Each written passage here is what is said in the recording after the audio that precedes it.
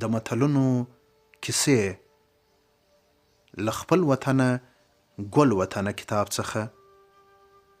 د کتاب لیکوال عبدالنافع همت، ویاند او چمتو کوونکی سید لودین. متل دی وایي سپي ته یې ویل د چا له لاسه په عذاب یې؟ ول له خپله قامه. وایي چې په یوه سیمه کې سخته وچکالي راغله. خلک له لوږې او تندې تنګ سول. څوک نورو سیمو ته کډه سول او پاته له ډېرې لوږې او تندې سره لاس و ګرېوان سول. دا وچکالي تر انسانانو د حیوانانو لپاره له ډېرو خواریو ډکه وه. ډېر حیوانان له لوږې او تندې مړه سول. ځینې حیوانان له لوږې مړه او ځینې یې نورو سیمو ته ولاړل. په دې ډله کې یو سپی هم له خپل کلي څخه روان سو. څو میاشتې یې مزل وکړ. یو وخت یوې داسې سیمې ته ولاړ چې هلته شنه باغونه او کلي ښکاره سول. سپي داسې فکر وکړ چې په دې سیمه کې خامخا وچکالي نسته او یا لږ ده. هغه و چې په کلي ورګډ سو. یوه کلیوال سپی ولید چې له تندې یې ژبه راوتلې او له ډېرې لوږې یې پښتۍ راوتلې دي. زړه یې ورباندې وسوځېد. ډوډۍ او اوبه یې ورته کښېښولې. سپي اول اوبه وڅښلې او بیا یې ډوډۍ وخوړه. کله چې موړ سو نو ستړیا یې راپورته سوه او خوب ورغی. سترګې یې لا نه وې سره ورغلې چې د کلي سپي په خبر سول.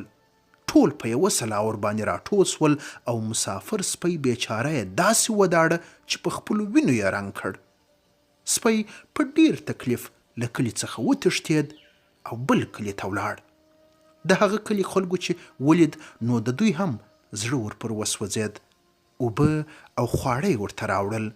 په دې کلي کې چې هم سپي خبر سول نو ورباندې راټول سول. دې سپیانو هم مسافر سپی داسې ټوک ټوک کړ چې تیښتې ته اړ سو. لنډه دا چې هر کلي ته به ورغی نو خلکو به ډېر نازاوه، خو چې کله به سپي په خبر سول نو له کلي به یې وشاړه. په همدې منډه او تیښته کې بارانونه شروع سول. هرې خواته اوبه او خواړه پیدا سول. کال آباد سو. انسانان او حیوانان هوسا سول.